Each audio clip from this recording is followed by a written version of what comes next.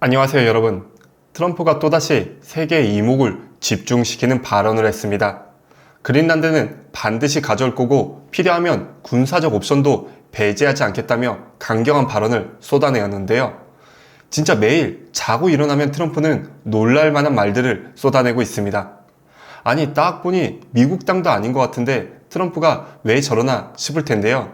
도대체 그린란드가 뭐야 라며 궁금해 하시거나 세계 지리에 좀 관심 있는 분들은 그거 그냥 북쪽 끝에 있는 얼음덩어리 땅 아니야? 하면서 의문이 드실 겁니다. 그런데 트럼프가 왜 굳이 전 세계에 욕을 먹어가면서도 얼음섬 하나에 이렇게 목숨을 걸고 있는 건지, 또 이게 그냥 농담인지 의아하실 텐데요. 문제는 이게 농담이 아니라는 겁니다. 오늘 영상에서는 트럼프가 왜 그린란드에 집착하는지, 그리고 여기에 숨겨진 미국, 중국, 러시아 등 강대국들의 속마음까지 속 시원하게 파헤쳐 보겠습니다. 지금 바로 시작합니다.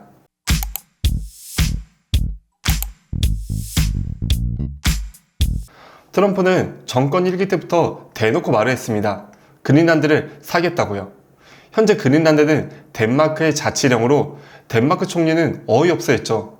그는 외신과의 인터뷰에서 우린 그린란드를 팔 생각이 없어요 하면서 웃어 넘겼습니다. 그런데 트럼프는 2기 정권에 들어서서 다시 그린란드를 언급하기 시작했습니다. 이제는 사는 게 아니라 그린란드는 우리 땅이다. 필요하면 군사적 옵션도 배제하지 않겠다며 100% 확실하게 가져올 것이라는 발언을 쏟아냈죠. 여기에 설상가상 미국의 부통령 부부는 그린란드로 방문하겠다는 이야기까지 나왔습니다.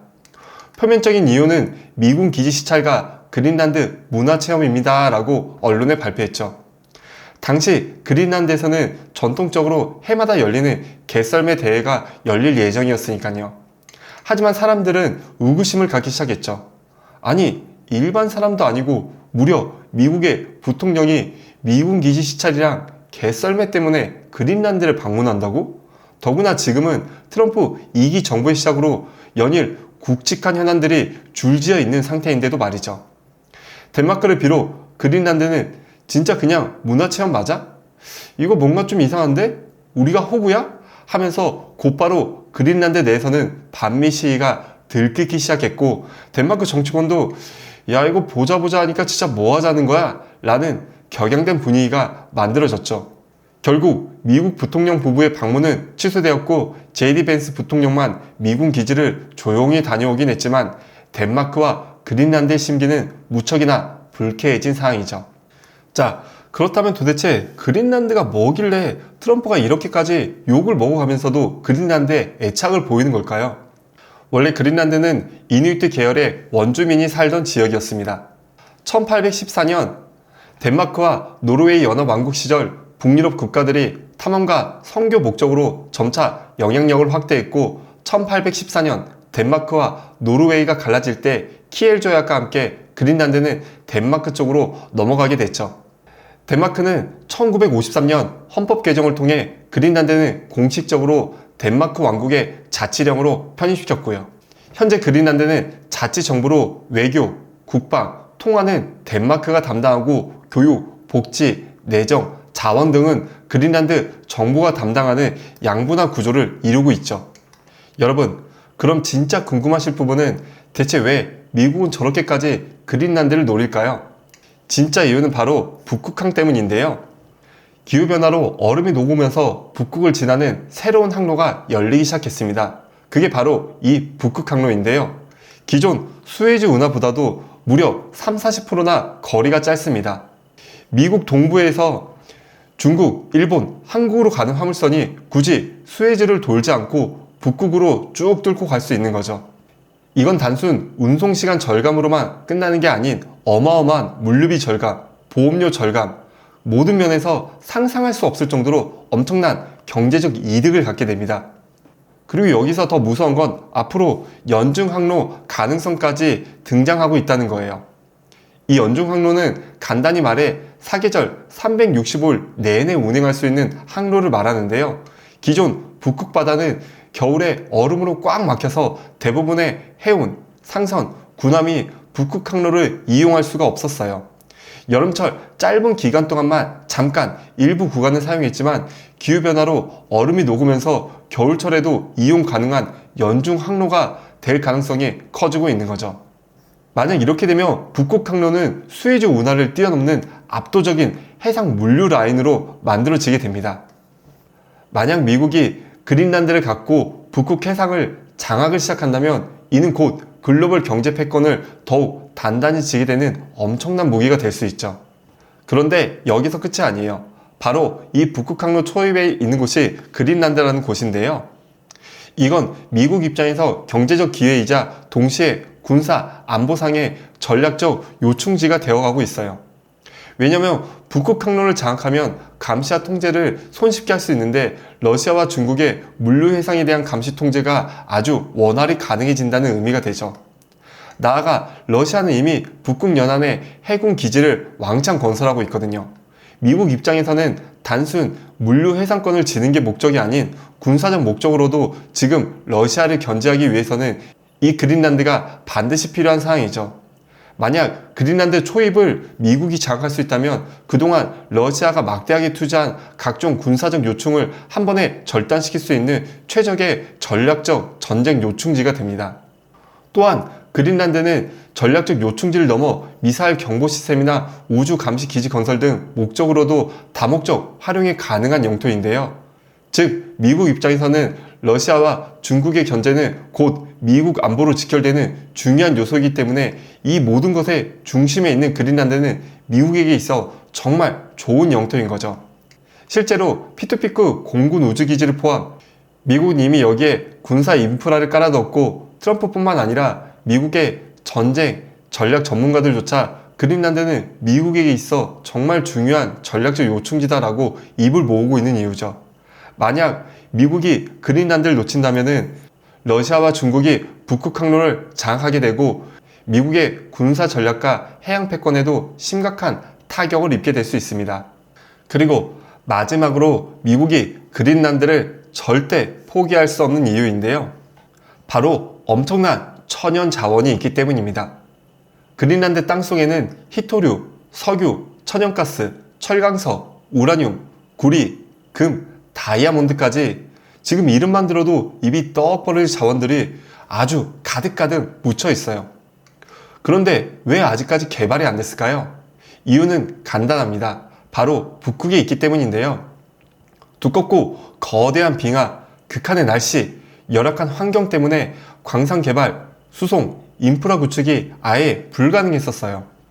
연중 대부분이 얼음과 눈에 뒤덮여 있고 항상 눈폭풍이 휘몰아쳤기 때문에 제대로 공사를 할 수가 없는 기후 환경이었죠.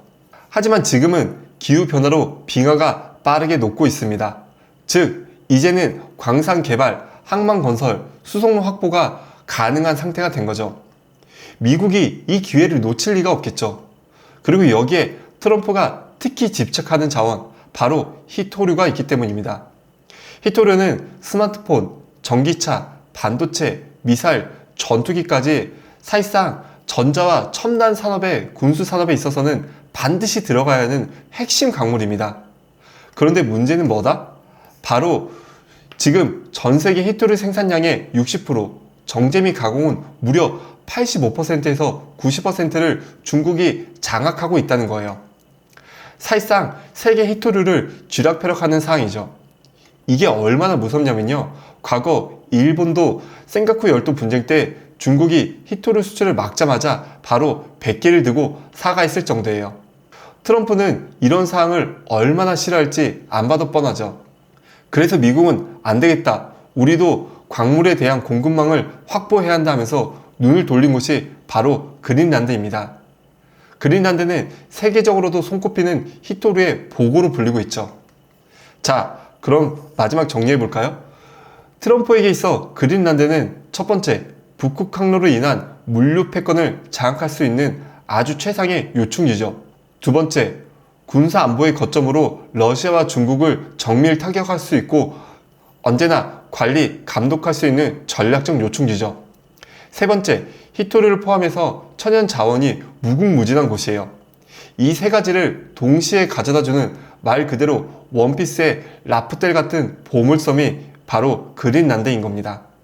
이처럼 미국은 자국의 이익을 위해서라면 필요하면 군사적 옵션도 배제하지 않겠다며 연일 강경 발언을 쏟아내고 있는데요.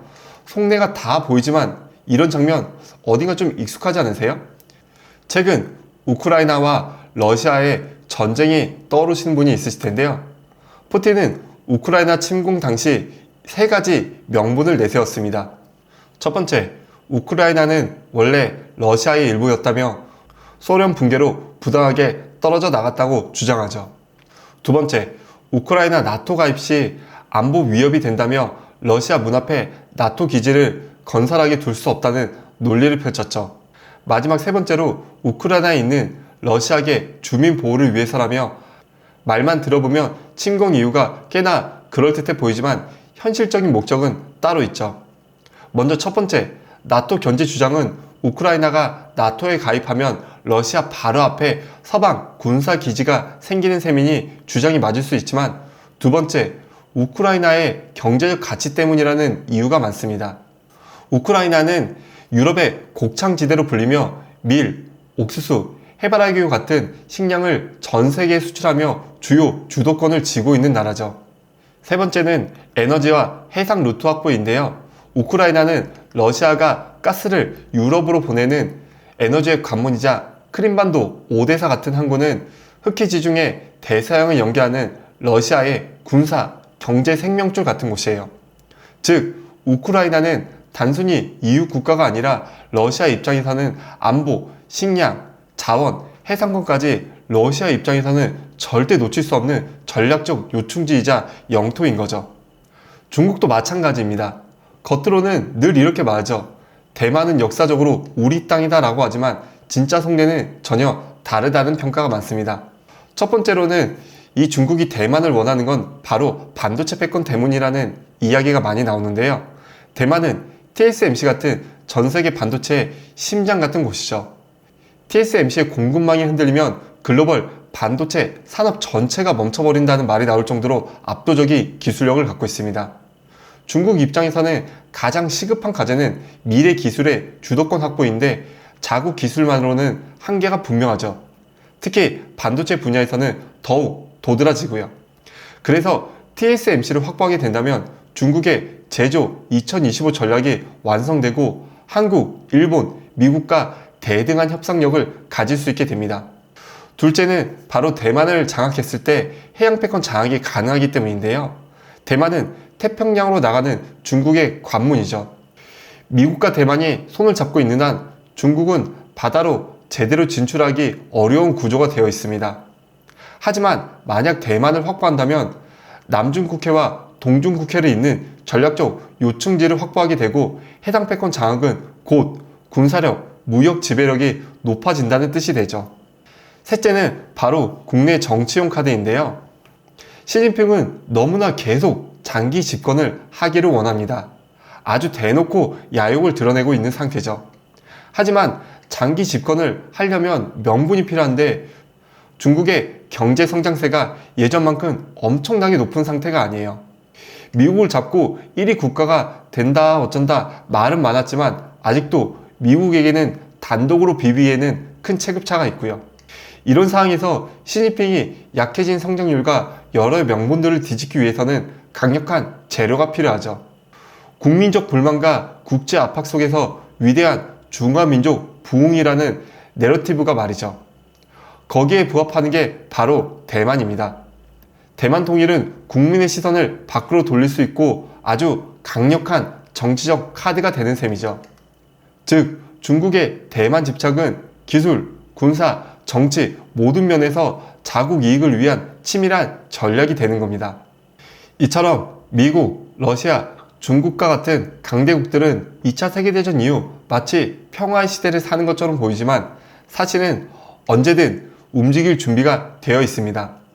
겉으론 늘 역사와 평화를 말하죠. 하지만 우린 어쩔 수 없었어. 그게 정당했어 라는 식으로 명문을 만들어 그 안을 들여다보면 경제, 자원, 군사 물류 등 철저히 이해득실로 세계가 흘러가고 있습니다. 미국은 그린란드의 북극 항로와 자원을, 러시아는 우크라이나의 곡창지대와 흑해, 해상권을, 중국은 대만의 반도체와 해상 패권을 노리든 말이죠. 이처럼 철저한 계산과 경제 자원, 군사 물류를 위해서는 자기들의 명분을 만들고 다른 나라의 침공을 아직도 불사할 정도로 강력한 표현을 하고 있죠. 결국 이들은 다른 나라의 과실을 탐하고 모두 자원, 물류, 군사적 이익으로 연결되는 방향을 취하고 있습니다. 이들의 진짜 속내는 좋은 건 다 우리가 가져야 한다니까요. 여러분, 지금 우리가 보고 있는 건 단순한 국제 분쟁이 아닙니다. 미국은 보물섬 그린란드, 러시아는 곡물창고 우크라이나, 중국은 반도체 제국 대만을 자국 이익을 위해서 하나같이 노리고 있는 상황이죠. 경제, 물류, 군사 그 모든 걸 계산하고 철저하게 우리에게 이득이 되느냐만 보고 움직이고 있습니다. 그런데 우리나라는 무엇을 하고 있을까요? 지금처럼 가만히 있어서는 절대 아무 과실을 얻을 수가 없습니다. 이젠 우리도 치밀한 전략이 필요할 때입니다. 자원을 확보하고 지정학적 입지를 키우고 글로벌 경쟁에서 존재감을 높여야 하는 상황이죠. 21세기는 지금 치열한 글로벌 땅 따먹기가 펼쳐지고 있습니다. 움직이는 자만이 가져갈 수 있으니까요. 큰 나라들처럼 할 수는 없겠지만 우리나라만의 방법을 진지하게 고민하고 모색해야 할 때입니다. 여러분은 현재 해당 사항을 어떻게 보시나요? 여러분의 생각을 댓글로 남겨주세요. 긴 영상 시청해주셔서 감사드리고 저는 다음에 더 유익하고 재미있는 경제 소식으로 다시 찾아오겠습니다. 감사합니다.